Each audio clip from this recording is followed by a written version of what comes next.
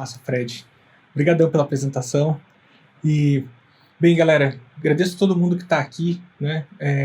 A apresentação que eu montei chama-se Por que usuários prospectam futuros? E, bem, a gente começar a agradecer aí o convite do Kylie, do Fred para estar aqui, mas também muita gente legal que eu sei que está aqui também, que a gente já se conhece, que a gente já troca muita ideia. Eu fico bem feliz de estar com vocês essa tarde. O Fred já me apresentou, e é isso mesmo.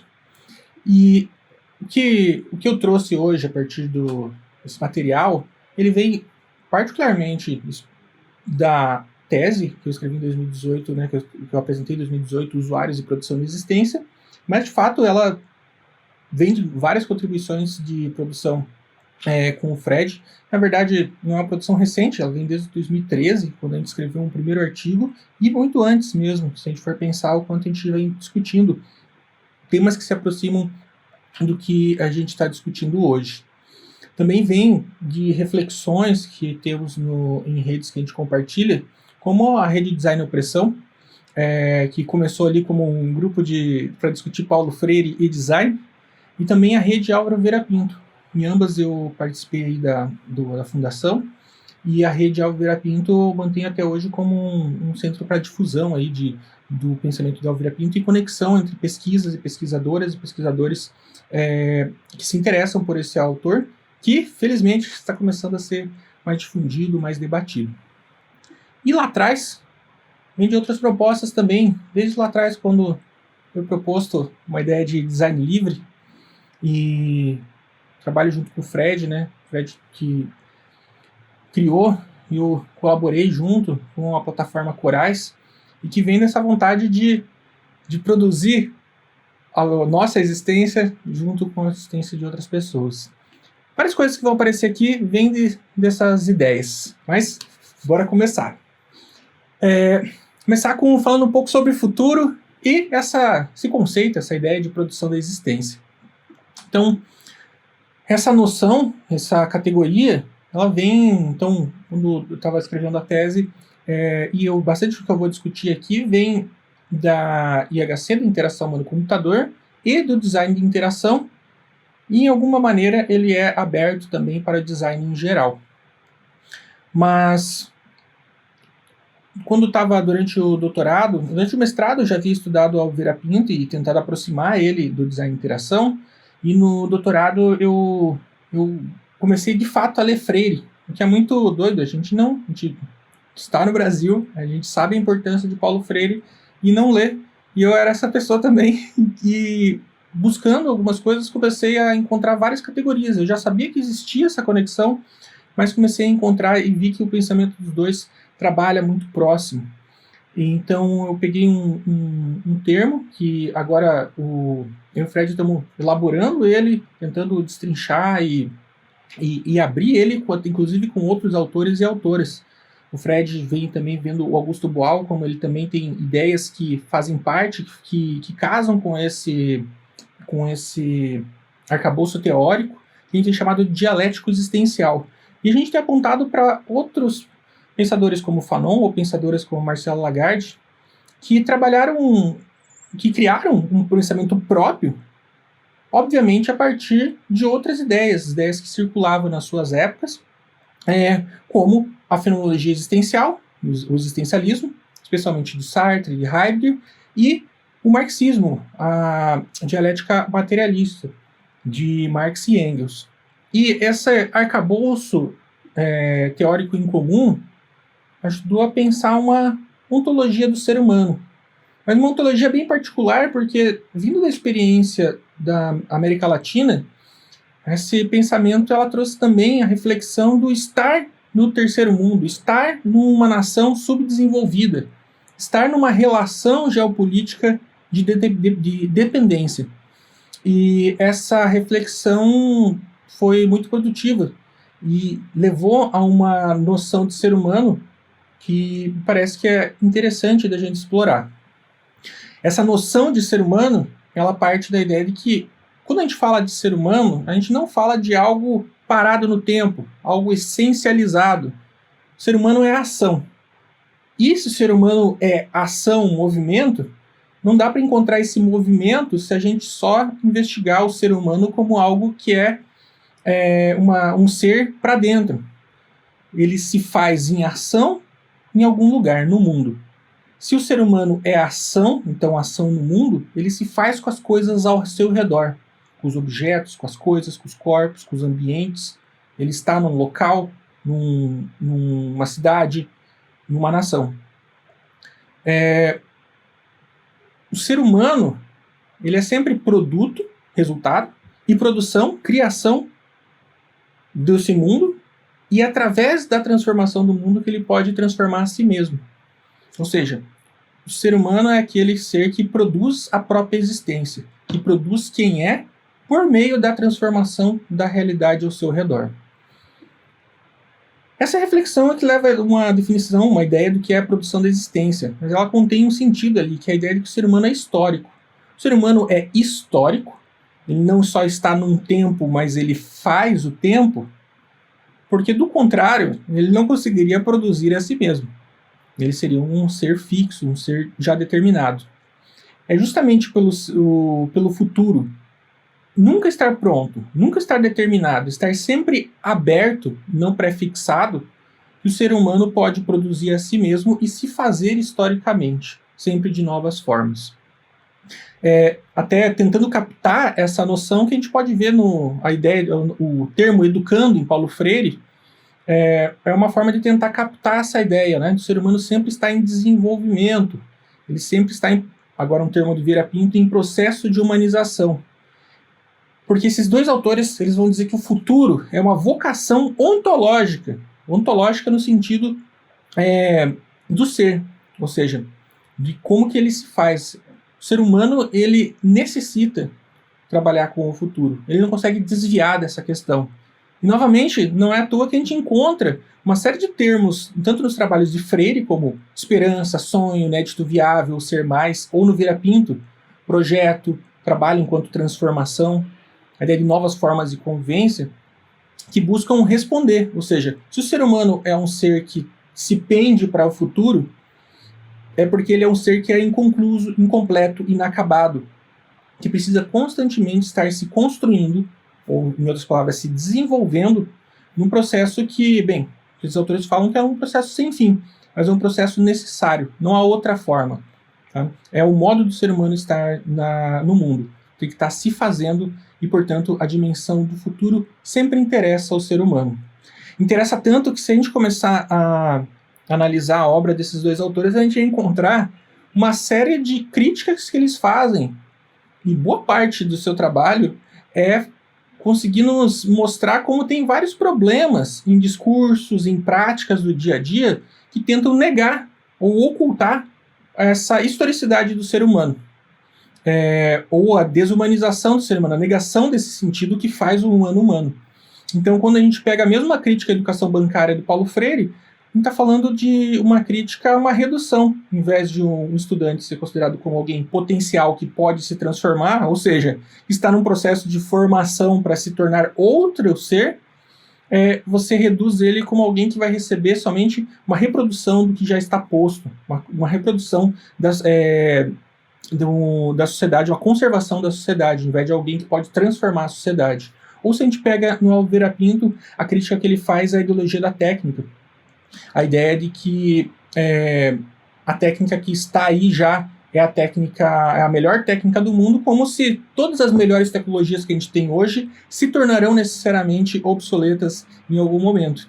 Ou elas não necessariamente são as melhores para todo mundo. Enfim, a gente pode ver que boa parte do sentido da crítica desses autores é a crítica também que tem a ver com o futuro. E investigando eles, um dos primeiros trabalhos que a gente conseguiu publicar e que felizmente foi bastante discutido, principalmente em publicações na área do design especulativo, foi um trabalho de 2013, onde a gente, a partir desses pensamentos e a partir de várias experimentações que a gente estava fazendo em sala de aula, a gente chegou nessa fazer uma afirmação, nesse entendimento que quando a gente fala de futuro, a gente precisa entender que futuros são ideológicos. E, portanto, a gente também está falando de ideias, valores. Futuros não são coisas que a gente descobre, como se eles estivessem preparados e prontos, e só faltasse a lente que permitisse a gente entender eles direitinho. Futuros se produzem, se criam. Eles não estão predeterminados. Portanto, dessa maneira, quando a gente pensa que o futuro não se descobre, ele se produz, ele volta a nossa atenção não para um tempo diferente do nosso.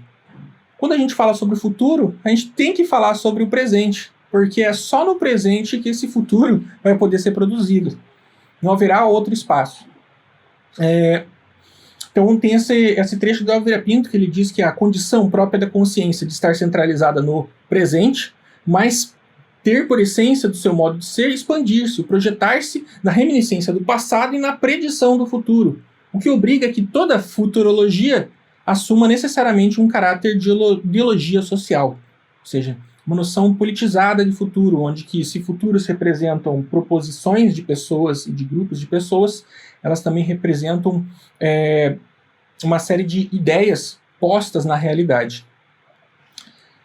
Bem, essa daqui é a introdução, mas ela já é uma resposta para essa pergunta inicial, que é por que usuários prospectam futuros? Bem, vou tentar agora vir agora a partir de usuários, pegando esse registro teórico com que eu vou analisar e entender um pouco a situação. Tentei especular um pouco sobre qual futuro os usuários podem esperar para eles. E daí eu lembrei de várias coisas que eu já vi desde a minha faculdade em comunicação, até coisas do dia a dia. E a gente encontra várias proposições de futuros para usuários, como aquele que diz assim, que no futuro os usuários serão mais ativos, porque à medida que a digitalização entra na vida das pessoas, os usuários são diferentes daqueles antigos telespectadores que recebiam passivamente os conteúdos. Hoje as pessoas participam dos conteúdos. O futuro será mais tecnológico, porque as pessoas vão ter mais opções, mais funções ao alcance das mãos, graças a novos hardware e novas opções dos celulares. O futuro vai ser mais criativo, porque o usuário vai incluir cada vez mais usuários como prosumidores. Não só consumidores, mas também o mercado fará as pessoas dará as condições para as pessoas produzirem também, vai esperar isso delas, vai ser, portanto, mais colaborativo, por causa de uma cultura de colaboração que será implantada também pelas empresas. E também será mais atencioso, porque os usuários estão ficando cada vez mais exigentes. Por algum motivo estão ficando cada vez exigentes com os produtos e estão forçando o mercado a mudar e se transformar. E quando eu pego esses daqui, eu entendo várias coisas que fazem sentido, mas muita coisa que não faz sentido. Uma delas é, por que não antes? Por que agora? É porque mudou uma estrutura tecnológica, então os artefatos digitais estão permitindo isso? Quer dizer, o ser humano, durante séculos, não poderia produzir outras formas de convivência, onde que as pessoas não se relacionassem com a cultura material e com as relações com outras pessoas só de uma maneira passiva, e de repente, quando a gente olha outros discursos do passado, também se propunha a mesma coisa, que com o rádio as pessoas iam participar mais da esfera pública, enfim. Por que por trás dessas ideias não se está sempre uma ideia de que isso será dado aos usuários, que os usuários não são agentes dessas mudanças que afetarão os próprios usuários? Eu entendo que isso são alguns exemplos de duas estratégias ideológicas de ocultação de alguma característica do ser humano, uma desumanização, que a gente tem elaborado, daí vários trabalhos aí que a gente tem desenvolvido, conceituando a ideia de usuarismo e de crítica à futurologia. O Fred, inclusive, apresentou no primeiro encontro aqui do Design Prospectivo a crítica da domesticação do futuro. Porque, ao contrário dessa imagem que a gente, às vezes, se confronta em notícias, no dia a dia, o que a gente tem visto também na nossa realidade, no nosso próprio confronto direto com os artefatos e com as outras pessoas, é que não parece que a exclusão digital está diminuindo. Na verdade, parece que ela é mais evidente, ou seja, a gente tem um escasso letramento digital, se a gente for pensar como a gente aprende a utilizar, nos vendem um discurso que as coisas são intuitivas, que você aprende usando somente, e não como se o processo educacional não fosse algo que efetivamente acelera o aprendizado das pessoas, como se as coisas fossem inteligíveis por elas mesmas. A gente está claro para quem se aproxima um pouco do campo da acessibilidade que falta investimento em todas as áreas, como caminha muito devagar. A dificuldade de acesso aos equipamentos com a pandemia, mais evidente isso, e eu só falei do primeiro item. A gente vê casos, né? Tá claro, a precarização do trabalho e a dependência que as plataformas visam criar nas relações entre pessoas, a obsolescência programada que faz com que nossa posição de uso, a gente só possa pensar que a gente vai utilizar o artefato naquele momento, um design de serviços muito centrado em transformar qualquer coisa em serviços pagos por mensalidades, onde que interessa o que você tem acesso no momento, mas qualquer perspectiva de será que eu tenho acesso no futuro está fora.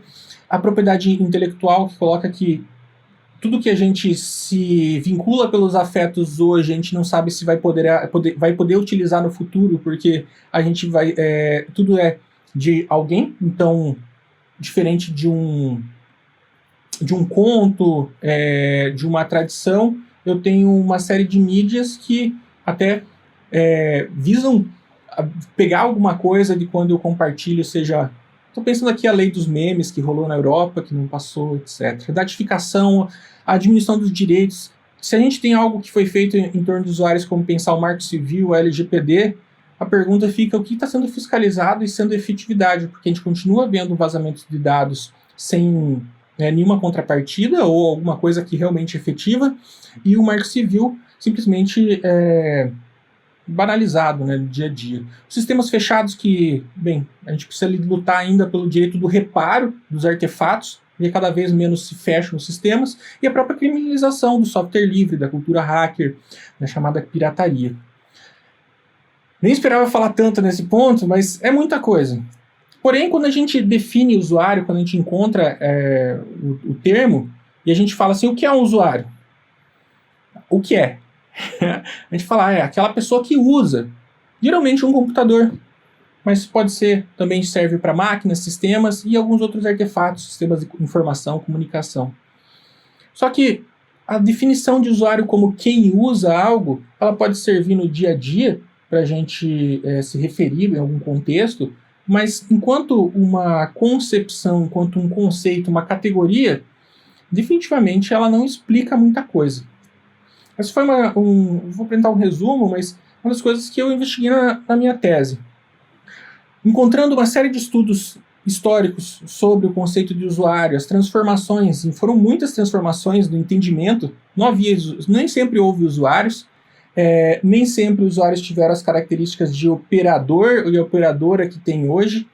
Enfim, eu chego a duas visões que, bem, não adianta a gente pegar o conceito só de usuário como aquele quem usa se a gente quiser se aprofundar. A gente precisa entender como se foi construído socialmente e historicamente essa categoria até ela chegar na forma que a gente encontra hoje.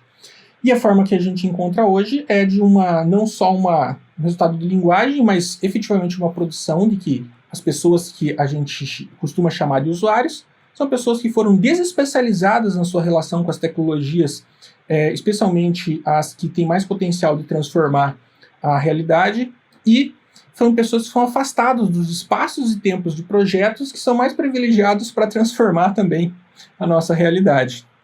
Foram desespecializadas, então não porque os usuários são ignorantes, mas porque historicamente lhe foi negado se especializar em tecnologias. E a história das pessoas que são chamadas de usuário mostra isso claramente, como a gente tem num início, quando a categoria usuário nem é utilizada, as pessoas que mais se aproximavam desse ponto eram as mulheres que trabalhavam na computação, de como elas, boa parte dos processos de automação surgiram para diminuir a especialização necessária para o trabalho delas. Então, a gente historicamente desespecializa e a gente se nega, enquanto área, enquanto aqui falando dentro do design, da EHC, a reconhecer que um usuário pode se especializar. Vou falar um pouco mais disso aqui para frente. E usuários são afastados porque as pessoas que a gente chama de usuários, elas de fato projetam e criam. Eu vou mostrar um pouco disso mais para frente. Mas o espaço da indústria, da agência, o espaço onde o artefato está aberto para receber mais finalidades, para ser moldado, não é o espaço que o usuário está. E só consegue acessar esse espaço, geralmente, sobre o aval e aprovação de alguém que está no nível de projeto ou que domina ali as finalidades do projeto e geralmente as financia.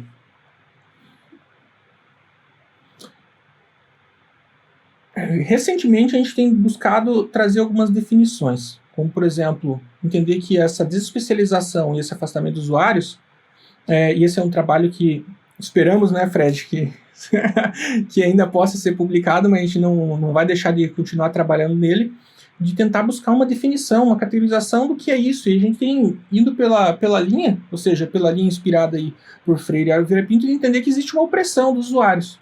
Existe uma opressão porque faz muito tempo em que a gente vê que a limitação, regulação e negação da participação de certas pessoas na produção das tecnologias acontece e é reforçada, especialmente das tecnologias que efetivamente poderiam ajudar a trabalhar o seu entorno de maneira mais elaborada e que poderia ajudar a transformar a produção da existência. Ou seja, a gente vê isso, só que opressões, elas não existem sozinhas como se fossem entidades, elas são feitas por pessoas. E um dos primeiros estratagemas para você manter uma opressão é você produzir alguma ideologia que possa ocultá-la para parecer que ela não existe. Uma delas é o usuarismo, a ideia de que existe uma distinção, como se fosse natural, uma distinção social dos grupos pela sua relação com as técnicas. Existe quem sabe utilizar e quem não sabe. E está tudo bem. Tudo bem o usuário não saber, porque existe o designer que estudou para isso. E a domesticação do futuro, que é essa ocultação de que o futuro, pender-se para o futuro, é uma possibilidade de superação das opressões do presente. Alguns exemplos de como a gente pode ver isso no dia a dia.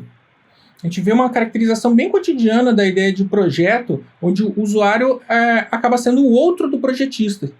E como o usuário é definido é sempre em oposição àquilo que o projetista não fala que ele é, mas que ao definir quem ele não é, o usuário, ele acaba se autodefinindo.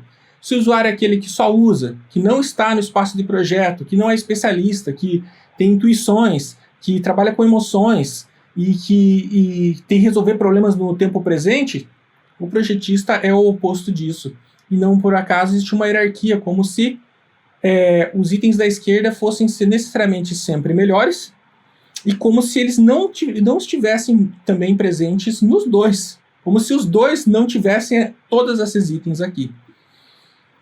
Também a gente pode ver esses estratagemas que, quando o usuário começa a dominar tecnologias, a gente para de chamar eles de usuários.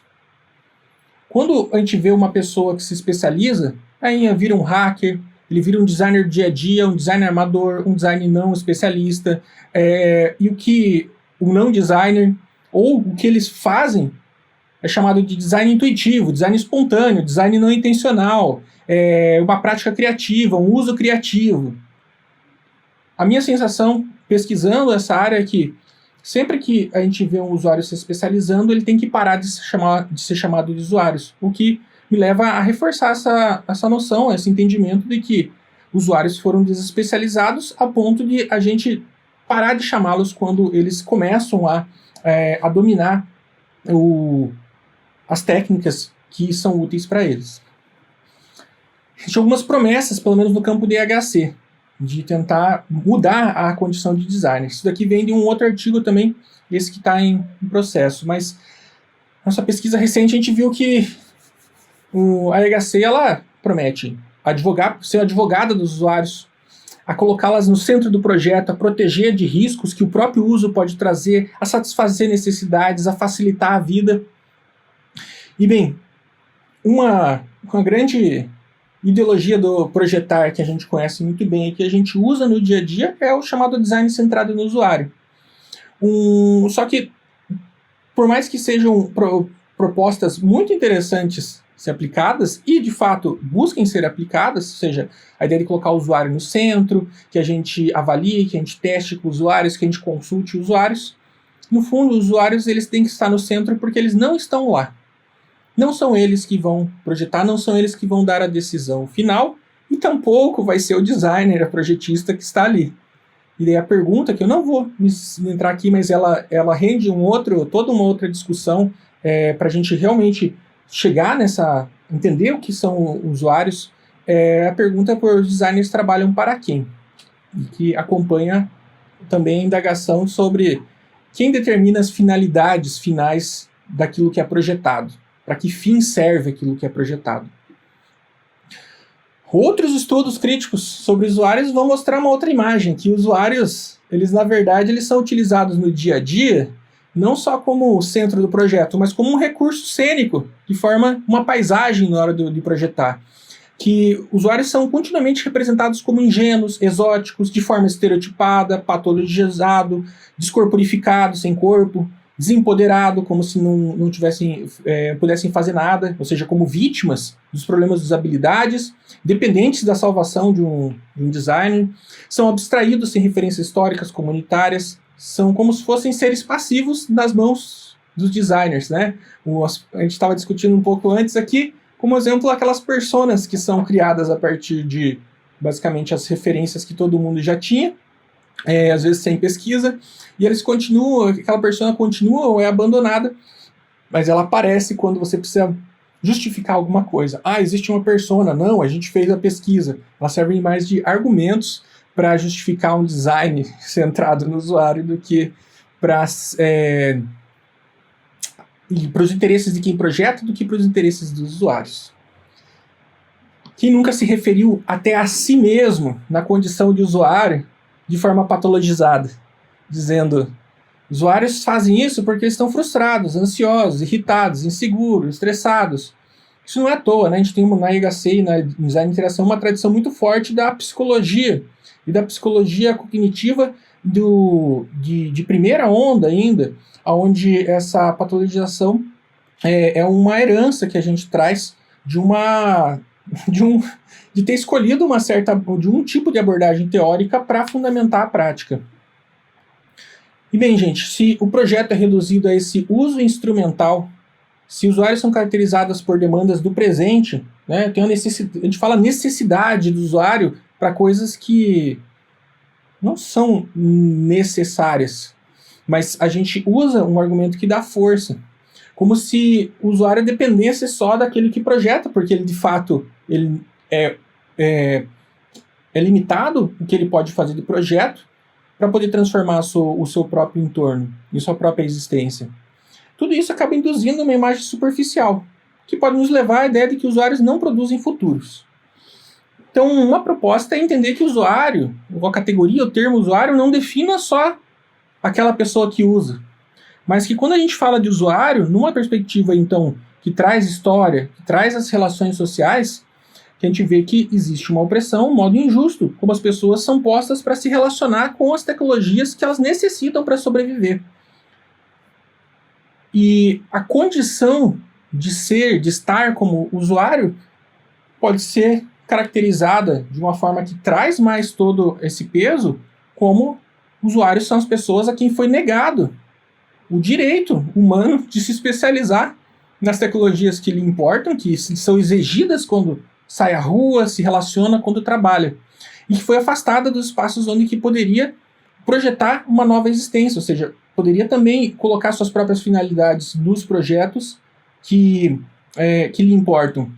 Mas, ao mesmo tempo, e isso é legal do pensamento de Freire, do Boal, do Alvo Vieira Pinto, é que eles não vão trazer sempre só a denúncia, mas também o anúncio.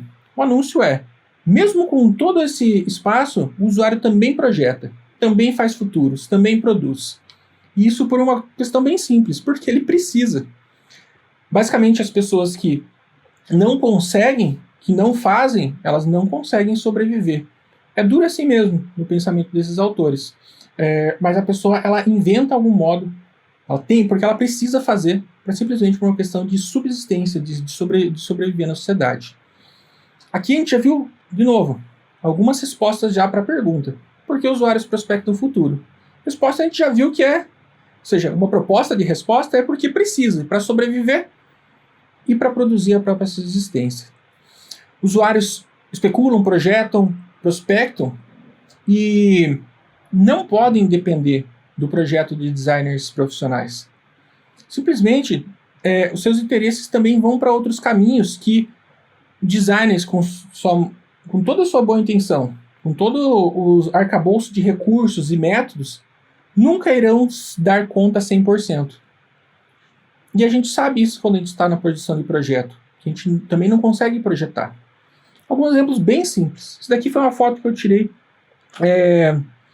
Infelizmente não pedi o nome, mas era num ônibus e a cobradora, eu pedi autorização para ela, que eu podia registrar isso, porque eu achei genial. Mas ela criou um modo de segurar as moedas que ficavam balançando no ônibus e podiam cair no chão. Ela usou um ímã. O recurso que ela tem, que foi projetado para ela, não era adequado para o uso que ela precisava fazer. Ou seja, o trabalho dela era piorado por causa de um projeto que vinha que permitia que essas moedas ficassem sempre caindo e não estivessem sempre ao alcance da mão. Essa pessoa, ela regulou um sistema para ela com o que ela tinha disponível, projetando novas funções do objeto que não foi projetado para essa função. Ou seja, criou com o que tinha disponível à mão.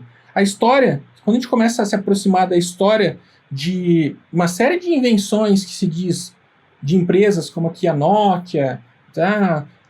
Elas vêm de observação do uso e, de certa forma, de uma apropriação da criação feita por usuários. Uma delas aqui para pegar duas, né? O cartão, a ideia de que as pessoas iam trocar os cartões de chip dos celulares simplesmente não era imaginável quando os designers na América do Norte, imaginando que cada pessoa teria seu próprio celular. E quando chega em países mais pobres, como nesse caso aqui, comunidades rurais no Quênia, simplesmente o celular não é algo que se usa individualmente, se usa a partir de outras pessoas, se empresta, se aluga, e você precisa trocar muito esse chip. É a mesma coisa com a ideia de lanterna, que as pessoas começaram a utilizar esse recurso no dia a dia e depois foi adicionado como projeto. Quem inventou esses recursos? A gente pode ir mais para além, eu não vou me adentrar em especificidades, mas os principais recursos sociais em redes sociais, como emoticons, sorrisinhos, hashtags, a marcação de pessoas que hoje são encontrados de forma ubíqua em todos os produtos de redes sociais, eles não foram criados por um designer iluminado que teve uma grande ideia. Foram criados pelas próprias pessoas para superar limites que elas encontravam no uso dessas redes para conseguir se socializar de uma maneira mais humana, ou seja, podendo demonstrar emoções a partir dos emoticons, para podendo reunir conteúdos a partir de temas com hashtags e poder indicar com quem está conversando com as arrobas. E foi criada com esse espaço que é muito característico do usuário, que é o espaço de estar limitado e ter sido limitado. Ou seja, o usuário tem o teclado à sua disposição. Ele não lhe é dado um espaço onde ele tem o conhecimento e a possibilidade de alterar essas funções, de adicionar outros caracteres. Mas dentro do espaço limitado que ele é dado dos caracteres disponíveis, foram encontradas maneiras de ressignificar alguns desses ícones. E para a gente trazer um pouco mais para nossa, pessoal, eu posso que todo mundo compartilhe arquivos consigo mesmo, mandando através de uma espécie de nuvem, que é quando você manda um artigo para si mesmo no e-mail, para ver mais tarde. Talvez hoje a gente não faça isso tudo, mas pense alguns anos atrás, você fazia. Eu tenho certeza que a gente fazia isso de alguma maneira, ou passar um arquivo para colocar no celular, uma música, etc. Mandava para algum sistema que não foi feito para aquilo. Ou seja, criando uma nuvem, e só depois vieram, de fato, os serviços de nuvem que tem hoje para quem tem acesso. Como que usuários prospectam o futuro? Porque aqui eu estou mostrando umas coisas de como se criam coisas, né? Mas isso às vezes pode parecer pequeno para algumas pessoas, pode parecer superficial, criar uma feature, um recurso. Bem, o meu ponto é que usuários, eles projetam, eles computam e interagem. Eu, ao usar um celular, eu estou participando da computação. estou participando do design, em algum nível. Pelo menos do modo como ele se efetiva na minha própria realidade. E isso se dá entre o que me foi possível fazer e aquilo que, dentro das minhas possibilidades, eu também crio para além do que achavam que era possível. A minha amanualidade, as minhas possibilidades de ação com as coisas ao meu redor, como usuário, me foi negada, constrangida, subdesenvolvida. Mas, mesmo assim, se criam coisas. Só que se a gente tentar dar a lente que a gente está acostumado, porque a gente estuda design, computação, etc., se a gente tentar usar nossa lente, a gente não vai ver design ali. As nossas teorias não dão aporte para isso, geralmente.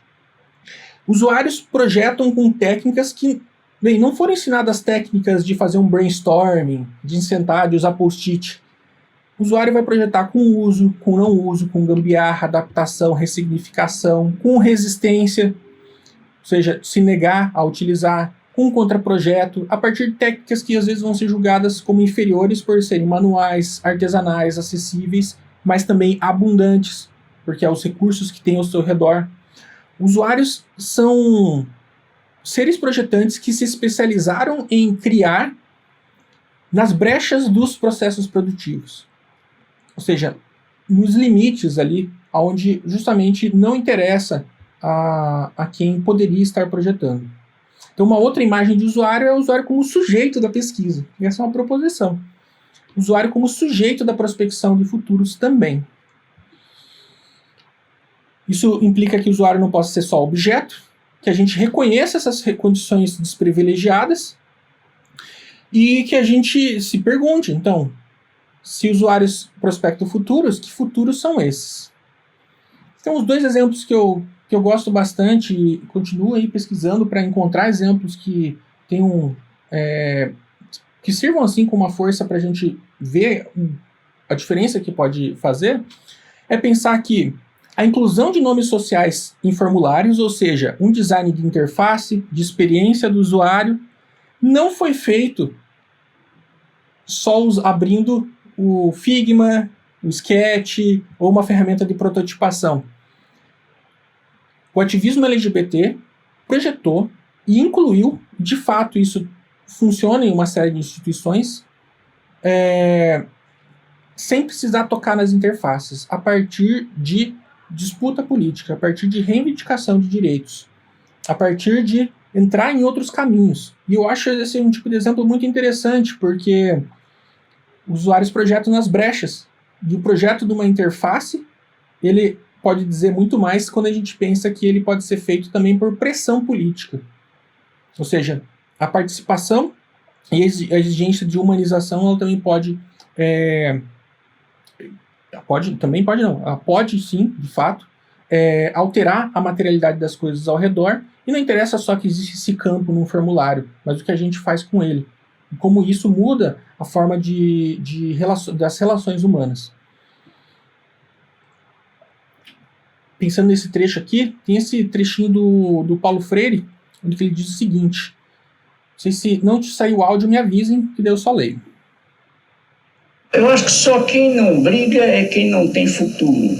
E quem não tem futuro não tem presente. Entende? Porque o futuro, afinal de contas, não é uma província que fica distanciada de mim, muito além de mim, à espera de que eu chegue lá. Pelo contrário, eu sou fazedor do futuro. Somos nós, enquanto gente, enquanto povo, enquanto classe social e também enquanto indivíduos, que temos que ir transformando o presente com o aprendizado que a experiência do passado nos deu, criar o futuro. Quer dizer, o futuro é uma invenção da gente. Legal.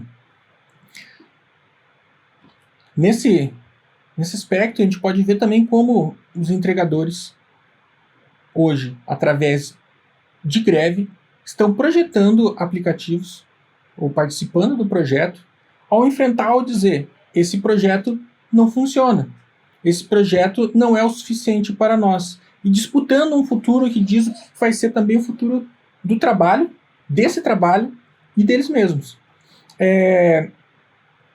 Não é como se eles estivessem apresentando só uma visão alternativa de como a interface dos aplicativos poderia ser, mas realmente indo aonde pode doer mais, aonde que eles podem ser ouvidos. E, de novo, eu acho um exemplo fantástico para a gente pensar de como que uma greve pode projetar um sistema e como uma greve pode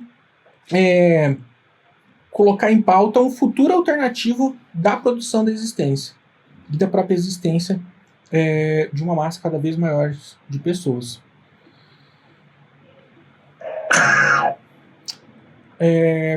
Se a gente vai em comentários onde se discute isso, como aqui um vídeo sobre os protestos contra bloqueios no iFood, vai encontrar também as próprias pessoas projetando de fato, talvez se isso ajuda a visualizar melhor, dando sugestões de como poderia ser, como por exemplo é o caso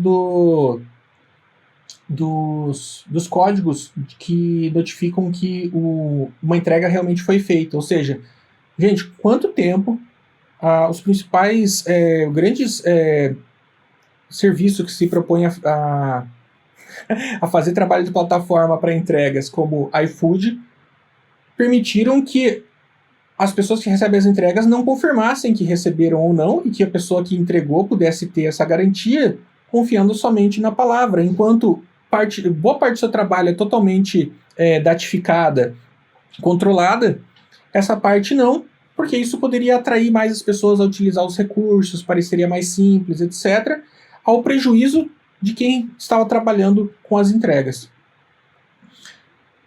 Aqui a gente tem uma reflexão também para acompanhar do Vera Pinto. O Vera Pinto vai dizer o seguinte: ele vai fazer um grande crítico da futurologia que ele chama de ingênua, mas ele também vai dizer ou seja, a futurologia seria essa prospecção do porvir, mas muitas futurologias são ingênuas, onde elas acabam reduzindo esse espaço do que poderia ser o futuro, do que expandindo ele.